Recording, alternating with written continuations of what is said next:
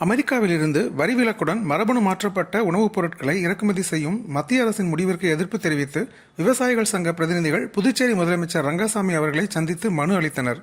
இச்சந்திப்பின் போது 1970ஆம் ஆண்டுடன் ஒப்பிடுகையில் அரசு ஊழியர்கள் மற்றும் அரசியல்வாதிகளின் ஊதியம் பல நூறு மடங்கு உயர்ந்துள்ள நிலையில் விவசாயப் பொருட்களின் விலை மட்டும் மிக குறைவாக உயர்த்தப்பட்டுள்ளது குறித்து விவசாயிகள் முதல்வரிடம் சுட்டிக்காட்டினர். விவசாயிகளின் கோரிக்கைகளை மிகுந்த கவனத்துடன் கேட்டறிந்த முதலமைச்சர் ரங்கசாமி அவர்களின் கவலை நியாயமானது என்று தெரிவித்தார். மேலும் இந்த விவகாரம் தொடர்பாக உடனடியாக பாரத பிரதமர் நரேந்திர மோடி அவர்களிடம் தொலைபேசி வாயிலாக பேசி இந்திய விவசாயிகளின் நலனை பாதுகாப்பதற்கான நடவடிக்கைகளை மேற்கொள்ள வலியுறுத்துவேன் என்று உறுதியளித்தார். சந்திப்பிற்கு பின் செய்தியாளர்களிடம் பேசிய சங்க பிரதிநிதிகள் கூறுகையில், அமெரிக்காவிலிருந்து தடையற்ற வரி விலக்குடன் மரபணு மாற்றப்பட்ட சோளம், சோயா மற்றும் பால் பொருட்கள் இறக்குமதி செய்யப்பட்டால் இந்திய விவசாயிகளின் உற்பத்தி பொருட்களுக்கு சந்தையில் விலை கிடைக்காது. இது ஒட்டுமொத்த விவசாய சமூகத்தை அழிவு பாதைக்கு கொண்டு செல்லும்.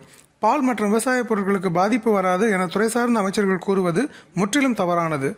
இது விவசாயிகளை திசை திருப்பும் செயல். அமெரிக்காவின் இந்த திட்டத்தால் இந்தியாவின் உணவு இறையாண்மை கேள்விக்குறியாகும் என்றும், உள்நாட்டு உற்பத்தியை ஊக்குவிக்க வேண்டிய அரசு வெளிநாட்டு நிறுவனங்களுக்கு சாதகமாக செயல்படக்கூடாது என்றும், இந்த இறக்குமதி முடிவை கைவிடக் கோரி டெல்லியில் பிரம்மாண்ட போராட்டங்களை நடத்த விவசாயிகள் ஆயத்தமாகி வருகின்றனர் என்றும் அவர்கள் தெரிவித்தனர்.